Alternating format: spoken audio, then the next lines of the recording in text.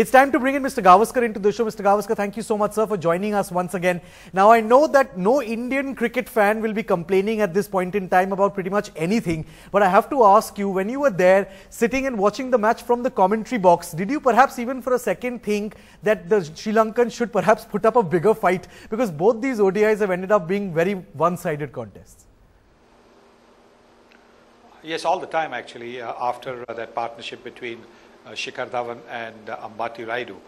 It looked so easy for India because there simply was no pressure put on the Indian batsmen.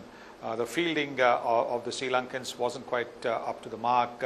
The bowling looked pretty innocuous. And so there really wasn't much of a challenge. I think it was a question of the batsmen at the crease keeping their concentration going, keeping their focus, and so they don't get out. And unfortunately, Shikhar Dhawan missed out on 100 because he lost a little bit of the concentration and played that shot and got out. Otherwise, he would have had another 100 against his name. But that's the way the game goes. I think, sometimes when it becomes so easy, batsmen in particular tend to get bored and your concentration suffers as a result.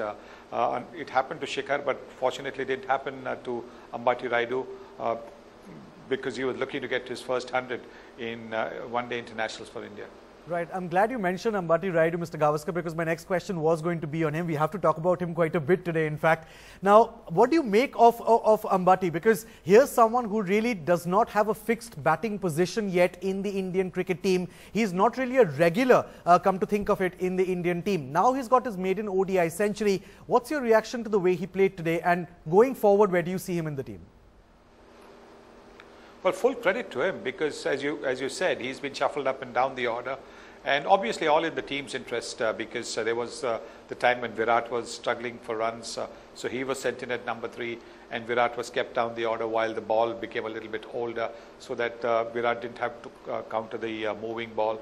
So yes, I think he's been shuffled up and down the order, and it is difficult when you're shuffled up and down the order to be able to maintain your focus, to be able to say to yourself what exactly is expected of him. But I think that's what the new support staff would have done. They would have told him that you are an integral part of our plans going on to the World Cup, and don't worry about the fact that you are being moved up and down the order. So I think that is what would have given the young man confidence, because he came out and played beautifully. Yes. The way he played himself in when he just came in, and even Shikhar Dhawan, the way he gave himself time out in the middle, that is so important. Spend time out in the middle, even if the attack is not a very challenging attack, and that's what these two did. And even Virat getting to 49 before he got out. Right. Do you see Ambati Rayudu as a sure shot bet then, Mr. Gavaskar, as far as making it to the World Cup squad is concerned? Well, it will take a brave selection committee to leave a batsman who has got a one-day 100 out of the World Cup squad. The big plus, of course, also is the fact that Ambati Rayudu can also keep wickets if needed. So if India are going to go in with just Mahi as the wicket keeper, you need a reserve wicket keeper because Australia is far away. You won't be able to fly in anybody who will be in a position to play immediately because the time difference, the body clock does take a lot of time, to a lot of days as a matter of fact, to get used to the difference in time. So having somebody who can keep wickets, and Rayudu has kept wickets for Mumbai Indians in the IPL, so there it is that he would probably make the cut, mainly because of the fact that he can keep wickets. It's going to be hard lines on Riddhiman Saha because he's a handy bat as well. Maybe if he had been given number 3 to bat, maybe he would have scored runs because there's no question he's probably the best keeper in the country.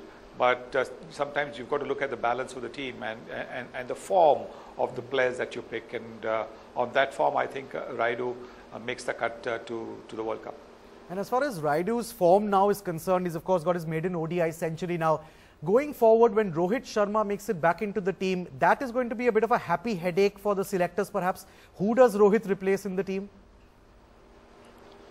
Absolutely. I think that's always something that the selectors want, a headache where there's a problem of plenty rather than not having people to choose from. And I think that's actually the situation even with the new ball attack. There's a problem of plenty at the moment. Then the opening batting, you've got guys like Rohit, Ajinkya and Shikhar, and then now Ambati Rayudu in the mix. So I think it's a very, very happy headache, as you said, for the selection committee. Right, one final question, Mr. Gavaskar. We've spoken about the batting, and since it's been such a one-sided contest, both these ODIs, there's nothing really to talk about as far as the Sri Lankan perspective is concerned. But one final word on India's bowling. Now, in this match, 5 bowlers used, and whenever a team uses 5 bowlers, it's always a very good sign, isn't it? It means that the captain doesn't have to really look at where he's going to throw the ball to, which player is going to bowl the next over. So the bowling is also perhaps stepping up to the plate. Absolutely, and the way he mixed his bowling, that was also very impressive. He made sure that, because it was quite hot, believe me, it was very hot. So he made sure that nobody was tired and that the bowler could come back for a second spell. So the way he used the bowlers was also very, very good from Virat Kohli.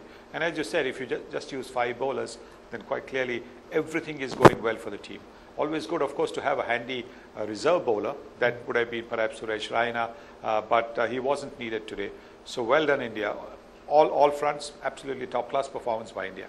Absolutely all-round performance, good performance by Team India. Things looking good because a tough tour of Australia coming up, and then of course the 2015 ODI World Cup next year. Mr. Gavaskar, thank you so much, sir, once again for joining us. We'll of course come back to you again for the 3rd ODI where India will hopefully wrap up this series. Thank you so much, sir, for joining us.